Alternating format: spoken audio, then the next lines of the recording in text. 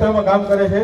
હવે પછી કાર્યક્રમને આગળ વધારતા ભીમ આર્મીના પ્રદેશ પ્રમુખ અધ્યક્ષ કમલેશભાઈ ધવલભાઈને વિનંતી કરીએ કે કાર્યક્રમને અનુરૂપ પોતાની વાત રજૂ કરે। કમલેશભાઈ ધવલ।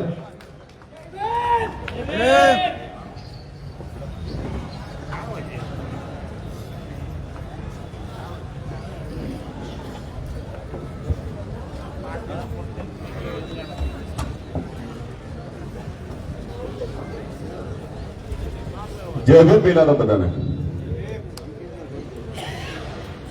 थोड़ा जोर थी बोलते तो मजा आवशे।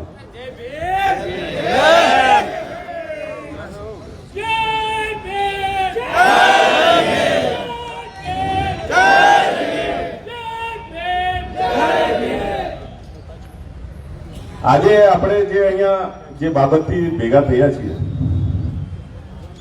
આપણે એવું નથી કે અહીંયા ડીડીભાઈ માટે, નરેશભાઈ બગડા માટે કે અશોકભાઈ સિંઘ ઉપર કેસ થયો એટલે ભેગા થયા છે। આવું પહેલી વાર બન્યું છે, એવું છે ગુજરાતમાં પહેલી વાર બન્યું છે આવું। આની પહેલા પણ તમે 20 વર્ષના આંદોલન ઉપર નજર નાખશો ને તો આવા તો કેટલાય ડીડી સોલંકી, કેટલાય નરેશ બગડા, કેટલાય અશોક સિંઘ ઉપર ફરિયાદો થઈ ગઈ અને એવા એવા ગંભીર ગુનાઓની ફરિયાદ થઈ છે ને કે અમુક તો બિચારા 5-5 વર્ષ સુધી જેલમાં સડીને આવ્યા છે। આયા છે કે નથી આયા? આવા ઘણા બનાવો થઈ ગયા છે, ઘણી ફરિયાદો થઈ ગઈ છે। વાતો ખાલી આપણે શું થાય છે કે આપણે જાગતા નથી, આપણે જાગતા નથી। આપણો સમાજ તો જાગૃત જ છે, જાગૃત નથી એવું નથી। આજે આપણે આટલા બધા લોકો અહીંયા ભેગા થયા છે, જાગૃતિ વગર થોડી ભેગા થયા છે।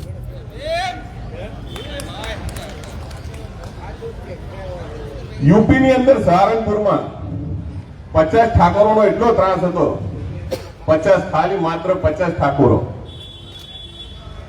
ચંદ્રશેખરભાઈ, વિનય રતનસિંહ, કમલસિંહ વાલિયા, મંજીત નોટિયાલ, આ 4 લોકોએ 50 ઠાકોરોને દોડાઈને માર્યા છે।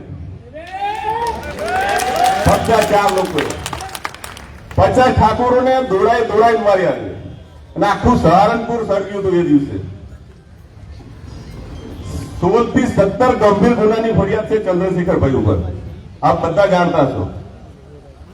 છતાં પણ આજે ચંદ્રશેખરભાઈ સાંસદ છે નગીનાની અંદર અને આખા ભારતના 26 સ્ટેટની અંદર આજે ભીમ આર્મી ભારત એકતા મિશન નામનું સંગઠન કામ કરે છે। આખા ભારતના 26 સ્ટેટોની અંદર ભીમ આર્મી છે આજે। આટલા લોકોએ એમના ઉપર વિશ્વાસ ક્યારે મૂક્યો છે? કારણ કે એ માણસ રાત દિવસ કામ કરે છે। હું ગઈકાલે જ એમને મળીને આવ્યો છું, ગઈકાલે જ હું દિલ્હીથી અત્યારે ગઈકાલે જ આવ્યો, ડીડીભાઈનો ફોન આવ્યો ત્યારે હું દિલ્હી જતો। કાશીરામ સાહેબની એક વાત મને બહુ ગમે છે એમના ભાષણોમાંથી કે પેલા ભારતની અંદર મુઠ્ઠીભર પઠાણોનું રાજ હતું, એના પછી મુગલોનું રાજ હતું, એના પછી અંગ્રેજો આવ્યા, એના પછી અંગ્રેજ ગયા પછી 15% વાળા લોકોનું રાજ હતું। કેટલાક? માત્ર 15% વાળા, હજી નથી હટ્યું 15% લોકોનું રાજ। અન્યાય અને અત્યાચાર કોના ઉપર થાય? જેમની સત્તા જેમનું રાજ ના હોય ને એના ઉપર અન્યાય અને અત્યાચાર થાય।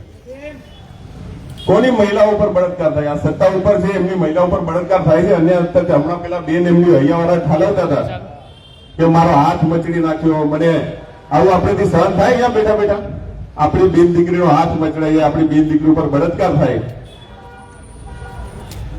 તો આવું આપણે ક્યાં સુધી સહન કરશું?